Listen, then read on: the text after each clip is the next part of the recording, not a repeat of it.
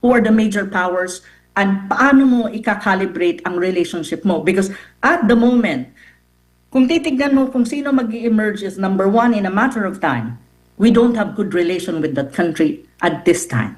I really hope the current administration of Marcos Jr. will realize this. And he has 2 years in office.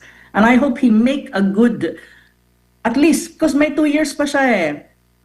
I don't agree with the Marcos Jr. foreign policy, but he has 2 years to at least try to recalibrate it in a way that, you know, would benefit the country, try to have a functional relationship with China. Energy security is important for the Philippines, and I hope many Filipinos and even leaders and politicians would see this, has to see this.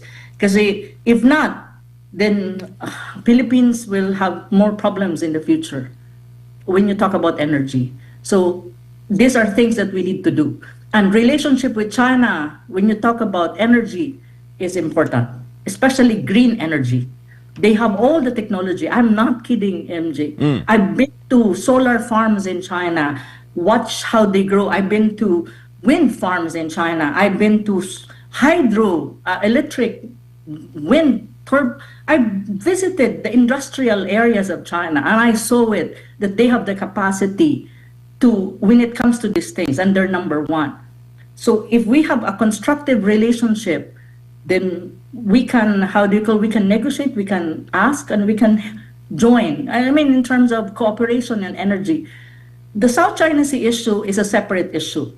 The DFA has to deal with it, the diplomats has to deal with it within the bounds of, of the scope of the conflict. It should never be an issue that will overshadow all other relationship between the Philippines and China. I know, no, correct me if I'm wrong, nag-collapse ata nag-collapse ang tinatawag mong peace talks between Iran and the United States and Israel Access, broker actually ng Pakistan. So I think that is the situation at the moment. But as to how exactly yung tinatawag mong quote-unquote collapse, it has, we need to check on it. But from what I know, dahil nga, I think there was several items dun sa agenda na nilahad ng Iran na hindi actually magawa ng United States. Like for example, at ng Israel, like for example, stop the attack against Lebanon. So hindi yun magawa ng Israel, hindi pumapayag ng Israel. But on the other hand, the Israel said that it's actually supporting or backing the so-called proposed peace talk between the United States and Iran. Pero hindi niya magawa yung isa sa mga agenda na nilalahad at mga negotiating points na nilahad ng Iran last week. So that is one. And I think right now, what is happening is si Trump, parang this is a developing story na para bang United States is creating a blockade in the Strait of Hormuz, saying that this blockade, will not, any kind of ships will not be able to pass through the Strait of Hormuz kasi nag-create sila ng blockade doon. Though, ang alam ko rin on the part of China is saying that it has some kind of agreement and it has established agreement with Iran when you talk about oil supply. So my business deal sila as two governments, two states that are sovereign, and they entered into that agreement. And China is also very strong, saying that United States, whatever blockade you have in there, you don't, parang wag nyo kaming pipigilan because kami ng Iran, we have our own agreements, and this agreement should be honored by Iran, and we are honoring it as China. So wala kayo dyan, out kayo dyan. So far, when you talk about oil tanker ng China, I think even though may blockade na sinasabi ang United States, it can pass through the Strait of Hormuz freely. I think that is the situation at the moment. But of course, Trump is saying many things At alam naman natin si Trump na kung anong mga sinasabi niya, hindi naman yun ang actual na nangyayari sa ground. So may mga ganong sitwasyon ngayon ang Middle East. So kung tatanungin mo ako, MJ, kung humuhupa na ba ang gera, magkakaroon na ba ng peace, at may political solution na ba?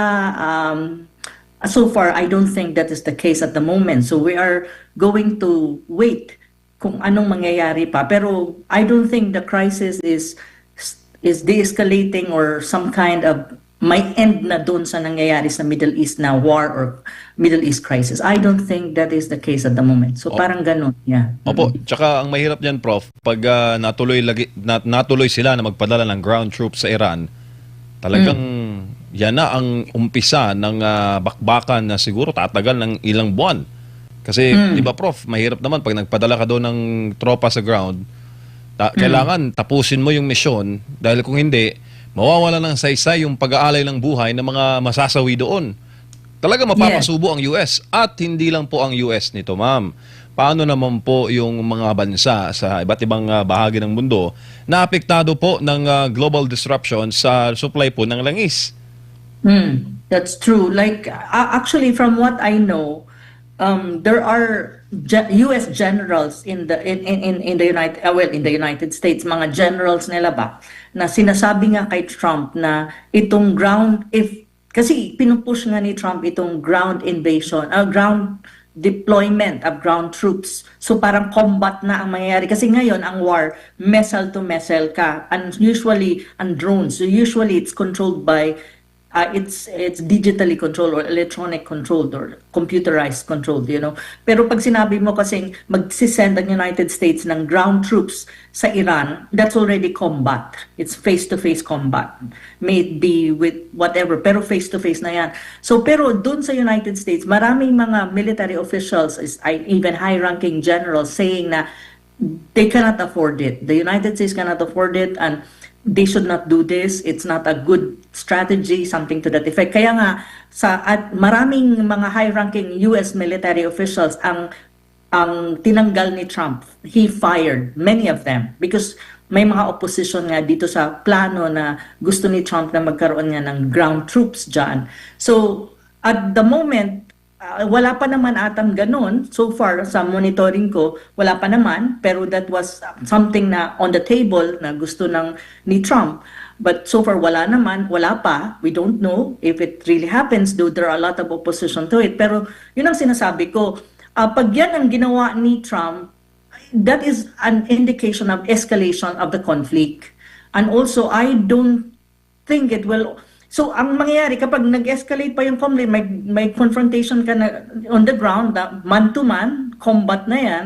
So, ang mangyayari dyan, yung crisis, yung war, hindi siya mag-stop. Magkakaroon niya ng, continuation, and at the same time, now it's affecting the whole world, especially Asian economies. Kasi most Asian economies dependent sa oil supply coming from the Middle East. So if you look at the Asian economies, including the Philippines, we're very much affected. Hindi lang naman ang Pilipinas, but even India, Bangladesh, almost of all of these countries. So kapag ganyan ang nangyari, magpo-prolong yung conflict, and at the same time, there will be more humanitarian casualties. So yun yung sitwasyon. So I really hope that, someone can possibly advise Mr. Trump not to do kumbaga, find a middle ground or find a political solution to the conflict. And well, the problem is, it's a very difficult situation, even politically speaking. Kasi sabi ko nga, nung sa unang interview ko, ang Iran is already strong in their position kung anong gusto nila at anong hihilingin nila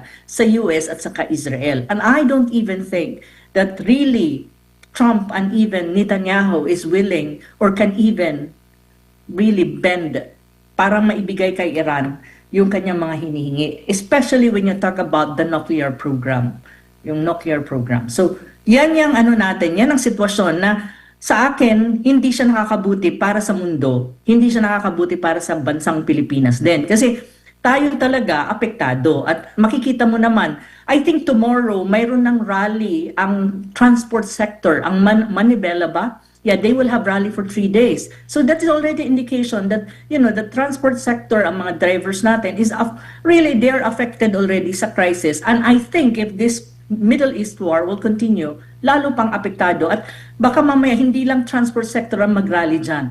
Kasi lahat naman tayo apektado sa nangyayaring energy crisis sa Pilipinas na, well, we're hoping the government of Marcos Jr. will be able really to certain extent address concrete solution to the ongoing crisis. Opo. Sa Pilipinas, hindi lang sa Middle East, yung crisis natin sa Pilipinas. Yeah. Opo, Prof, nakikita nyo rin po ba ang sinasabi din ng ibang mga geopolitical analyst na pagkatapos po ng giyera na ito, abay magbabago na po ang world order at hindi na po ang US ang dominant force sa mundo? Yes, that's actually one of my prediction too. I already said these things in many of my interviews, not only with SMNI, but even internationally speaking, because I was interviewed by several international correspondents on this in different programs, media program. Ang sinasabi ko nga, at the end of this crisis sa Middle East, I'm not saying that automatic na magkakaroon ng tinatawag mong global shift, and there would be and the global shift na kung saan the United States will not be anymore the superpower per se, that number one in the world. Because at the moment, if you look at the United States, declining power talaga siya. Even before the Middle East war, it's already a declining superpower. And you can really see that there's there's a rising rising superpower, which is China. Before the Middle East war, this is already happening. But because of the Middle East crisis at the moment, the decline of the United States is really like dramatic and very quick, very rapid. And when I say decline, it does not only mean economic. Kasi economically, may marami na silang problema even before. Militarily, that will be economic, military, and one more important thing is the petrodollar. Because right now, kung titignan mo, there's already a shift to a petro-yuan. When you say petro-yuan, that's the currency of China. And if it, in a matter of time, if maging petro-yuan na yan, that's already an indication that the rise of China is solid and you cannot prevent it, and it's already there. So when you ask me kung magkakaroon ng shift in the world order, yes, definitely yes. But I think it will be more evident and apparent in a matter of 5 years from now. Kasi, syempre, ang decline is, hindi naman yan na, bagsak. Makikita mo, dahan-dahan yan. Pero ngayon nga, hindi nga dahan-dahan, dramatic na nga ang decline ng United States. Kasi imagine mo, MJ, in terms of gastos pa lang, kasi ang gera may gastos yan, in every day, I think the United States is losing $2 billion. And now, roughly around $30 billion already is the amount of funds na United States is losing because of the Middle East crisis. That's even aside from the fact na may mga casualties din sila na human casualty because of the soldiers, and even yung kanilang troops, and even yung kanilang assets, military assets from Japan and even South Korea are now being transferred to the Middle East kasi naubusan na sila ng military assets there. So sa Middle East para i-sustain yung war. So makikita mo, mayroong ganong klaseng nangyayari sa United States na makikita mo talaga yung decline is dramatic in every aspect, especially in the currency. Kasi one of the most how do you call that, if you ask me why the United States is so-called the superpower, it's because of the control of the international currency and also of the control of oil, which is the petrodollar. Everything is transacted in dollar. But now Russia, Putin said, if we would want to transact oil, gas, in terms if you buy, gagamitin nyo na is yuan, so the Chinese currency. And even Iran already have said that. So itong shift na magiging from petrodollar to petro-yuan, if it becomes more evident, it means there's already a new super number one in the world, and that's China. This is something that we cannot prevent. I mean, from people like us, from the Philippines, this is unfolding in front of us. And I think other countries also is witnessing this. So this is something that we need to be very careful and we need to observe, and I think we need to be wise about all these things, especially for a country like the Philippines that has this very close ties with the United States, militarily speaking, and also even in other aspect of relationship. And I think our foreign policy still, at the end of the day, is very leaning to the United States. So maybe our politicians and government officials should observe this and think and be be wiser when it comes to these things, because the Philippines need to see this as it is and the reality of things, so that you can position the country in a better situation vis-a-vis what is going on in the region and in the world when you talk about geopolitics. Opo. Yeah. As early as now, Prof, anong nakikita mo na dapat response o magiging proactive na move ng Pilipinas kapag dumating na po ang sitwasyon na yan at nagbago na nga po yung sitwasyon sa buong mundo? At ano sa tingin mo ang dapat gawin ng masang Pilipino na makasabay po sa mga issue na ito? Well, as far as foreign policy is concerned, I think we need to recalibrate the current foreign policy of Marcos Jr., President Marcos Jr., and I don't think the people in the in DFA and Department of Foreign Affairs are stupid not to see this. I think I would believe they are very competent diplomats and people in the Department of Foreign Affairs who can actually see these things happening before us. And also I think pwede sila mag-advise President. Well, it's Marcos Jr. at the moment, na, try to observe, try to rethink, and try to recalibrate the foreign policy. Again, at the end of the day, hindi ako magsasawang sabihin na we need to have a balanced foreign policy. I'm not saying that we sever our ties with the United States, no. What I'm saying is balance it.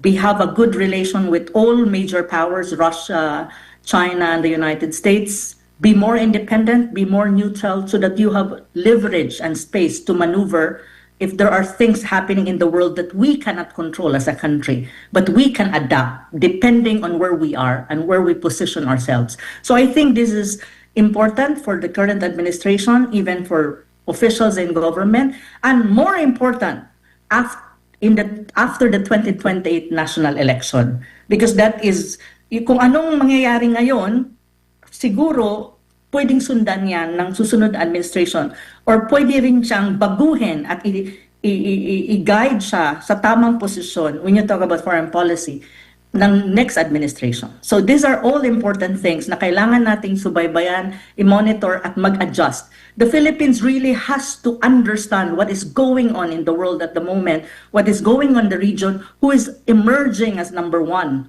and like the United States is declining dramatically, who are the major powers, and paano mo i-calibrate ang relationship mo? Because at the moment, kung titignan mo kung sino mag-emerge as number one in a matter of time, we don't have good relation with that country at this time. I really hope the current administration of Marcos Jr. will realize this, and he has 2 years in office. And I hope he make a good, at least, because may 2 years pa siya eh. I don't agree with the Marcos Jr. foreign policy, but he has 2 years to at least try to recalibrate it in a way that, would benefit the country, try to have a functional relationship with China, and constructive. The right word I think is constructive relation. There's always a way to talk, there's always a way to negotiate, and there's always a way for an open dialogue. And I think this is important. At the moment, before pa mangyari yung shift, yung tinatawag mong total shift ng mundo na, there's a new number one in the world. Because that is really a trend, and that will happen. It's something that we cannot prevent as a country. We're small. We can only adapt to the shift in geopolitics and global order. That's what I can tell you and to our Filipino. Ang masang Pilipino needs to be educated with what's going on in the world. dapat hindi tayo parokyal. Dapat we can understand na kung anong nangyayari sa mundo, sa region, will always have an impact on our own domestic situation. Kasi the Philippines is not an island. We live in a region, we relate to the region, and we need to see the realities of what's going on in the region. And at the same time, there's a wider world out there na kailangan nating intindihin para alam natin kung paano pumosisyon, mas informed ng ating magiging perspective. At one more thing, at pag-inform ka kasi, when you talk about choosing leaders that you will elect in the next election, it's very important. Kasi alam nyo, mga kababayan at MJ, we need to elect leaders who are not only good, but competent, smart, and have a better understanding of the world. It's very important. We're in the 21st century already. We need to have this kind of leaders. But if we will have the same leaders that we have right now, politicians, I don't think the Philippines will be able to adjust to the current to what is happening, and also it would be a loose opportunity for us. Yun yung tingin ko lang na kailangan ang mga masang Pilipino, mag-isip sino ba ang kanilang dapat suportahan sa 2028? Kasi lahat ngayon ng mga nangyayari sa Pilipinas, lahat it's geared to 2028. Especially the domestic politics. So, I think dapat mas maging wiser, smart ang ating mga kababayan when it comes to these things. Ako, yun ang paniniwala ko. Opo. Yeah. Lalo na Prof, ang Department of Energy, sinabi po na ang makakatulong po sa atin ngayon ay ang shift sa fleet, government fleet, and siguro sa private sector din na gumamit na ng electric vehicle. Mukhang isa lang ang bansang dominante sa EVs dahil sabi ng mga ibang eksperto, kahit na matapos ang giyera bukas, hindi na po babalik sa normal. Pre-February 27, 2026 ang nangyari ngayon na giyera sa Middle East. Meaning, hindi na po raw babalik sa 60 peso per liter ang presyo ng langis sa bansa. Paano po yan? Iba po ang tahak natin sa bansa na giant exporter ng electric vehicles. Prof. Yun na nga ang sinasabi ko. Kaya nga kailangan magkaroon ng mas constructive and functional relationship with China, because really in the world, I mean, when you talk about not only EV vehicles or electric vehicles, no? Hindi lang yun. When you talk about green energy, it's really China who's leading in this area, including EV or electric vehicles and other green energy kind of technology and sources of energy like solar panels. They're the one who produce this one at a cheaper price. No, I'm not kidding. I know these things. I know because I've seen it with my own two eyes. I know. So ang sinasabi ko lang is trying to have a constructive relation with China, trying to do some kind of negotiation when you talk about energy sources, especially green energy sources. Kasi ang Pilipinas really is an import dependent on fossil fuel or oil, and even some, I think, coal. These are usual, this is our dependency, and nakadepende tayo dun sa nag-export sa atin. So, ang sa akin lang is, I think the energy sector, especially the government side, the Department of Energy, not only now, but even in the next administration, should, I think of how we transition from being dependent on oil to utilize what you call green energy sources. Kasi marami naman tayo nun. May hydro tayo. We have sources of, when you talk about solar energy, I think we can produce if we have more, if we can orchestrate or come up with a plan on how to improvise our solar energy, the potential of solar energy in the Philippines. Wind, we can also do that. These are green energy. No, I think we need to think like that, and we need to plan for that. Kasi kung magiging dependent ka sa oil with the volatility in the Middle East, at saka yung sinasabi na hindi babalik sa dating presyo before the Middle East crisis, I think the Philippines will be at the disadvantage. That I can tell you. But one more thing, though we can transition to green energy, and we can have that, we have the natural resource for that, and then we can negotiate in terms of technology with China, because China really has the technology for this. They're number one in this. I'm not kidding. On the other hand, you need also to look at our own resources. Like for example, yung pinag-uusapan nga na debatable na issue ng oil and gas exploration in the disputed waters of the South China Sea. It's an opportunity. It can be explored, it can be discussed, it can be negotiated, depending on and as long as it is within the bounds of our constitution. And I think it has to be explained with China that, there are limitations and how you can possibly work within that limitation, that we can still pursue something that is good for the Philippines, especially when you talk about energy security. I think this is very important. There's nothing wrong in trying. There's nothing wrong in trying to explore and make way, as long as the leadership in the Philippines has political will, because it takes political will for all of these things to happen. So, and it depends on the president, because at the end of the day, it's the president who is on top of the government. So this is what I think, and if we can start it as early as now, then we have more time to transition until in the next administration, whoever that may be, whoever the president, they can, whatever started now, they can pick it up and maybe refine it more.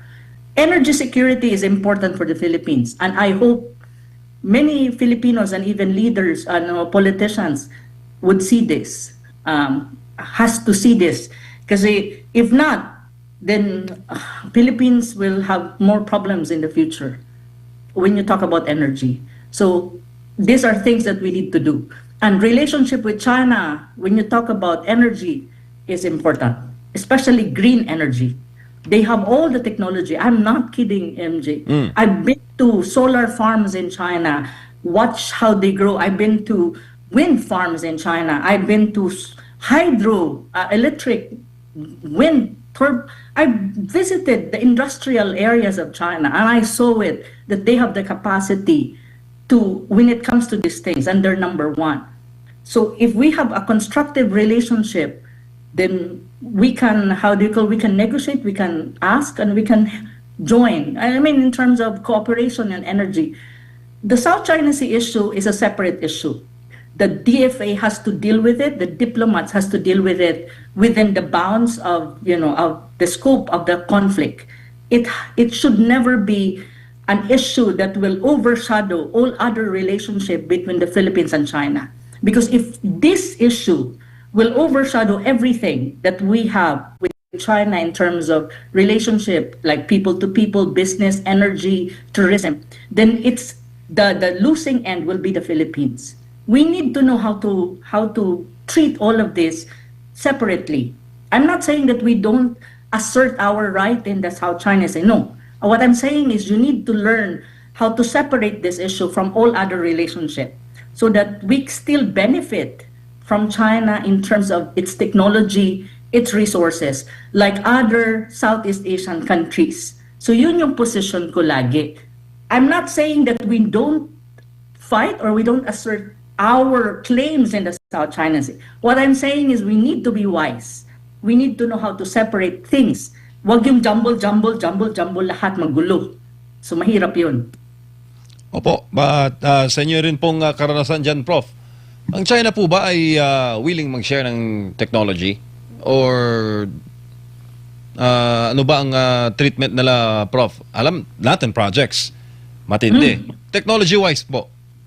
Yes, I think so. It depends. Though, ang sinasabi ko, MJ, everything can be negotiated, everything can be discussed. I think they will share whatever they have, especially when you talk about technology, and especially teaching us things like, for example, wind farm, energy, solar, giving us how the technology when you talk about improving solar sources of energy. I think they will share.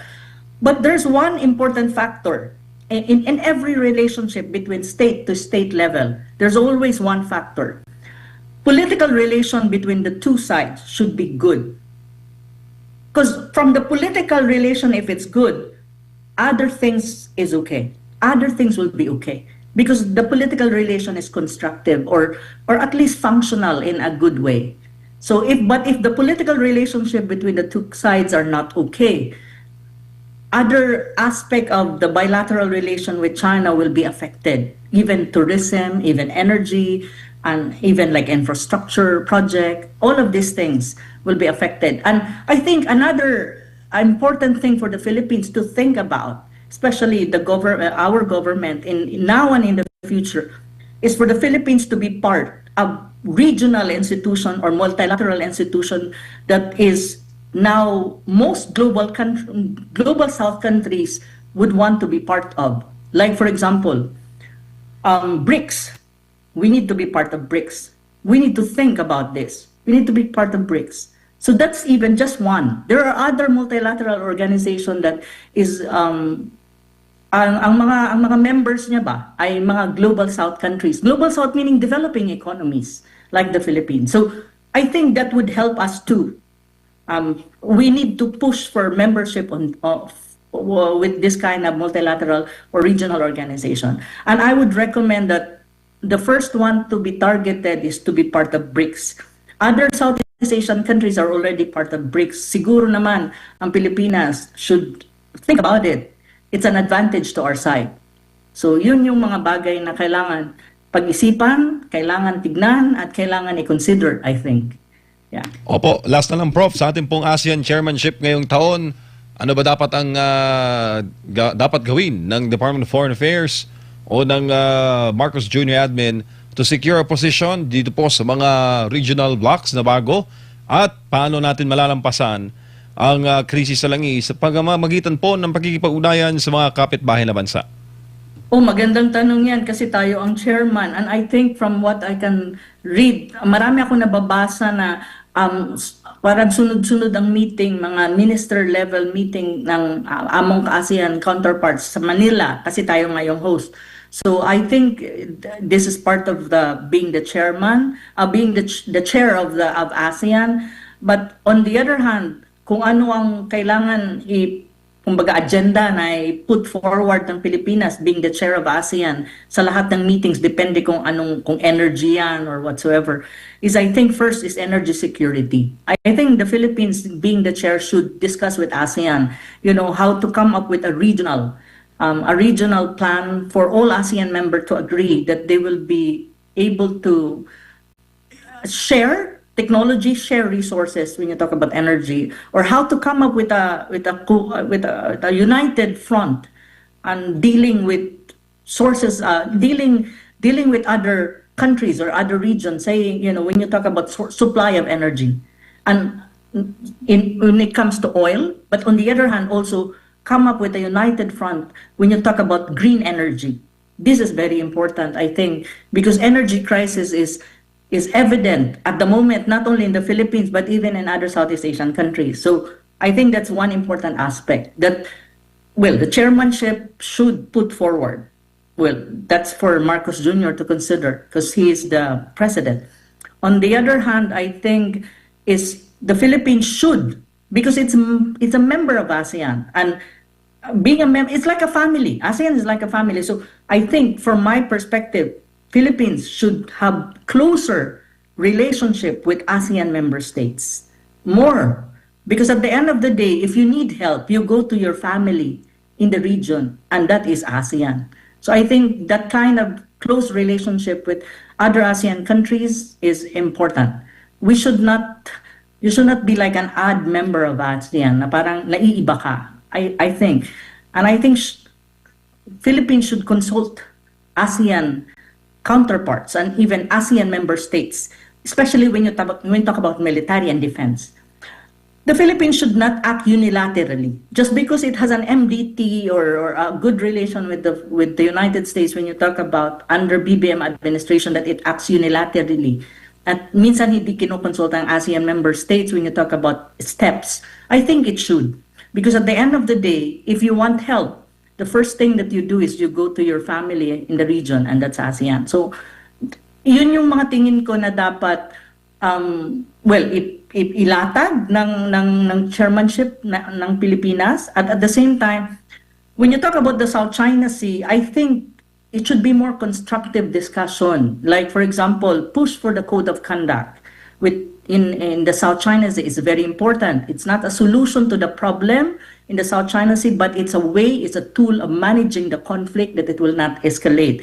And I think that is to our advantage also. So I think this is also very important. Don't use the South China Sea issue to antagonize any major power in the region. It's not a prudent thing to do. And what I'm referring is China. Don't use it. At the end of the day, magbabaklas yan. Philippines pa rin ang disadvantage. I'm not kidding. This is the real power dynamics in the region. So yun yung mga dapat sigurong intindihin.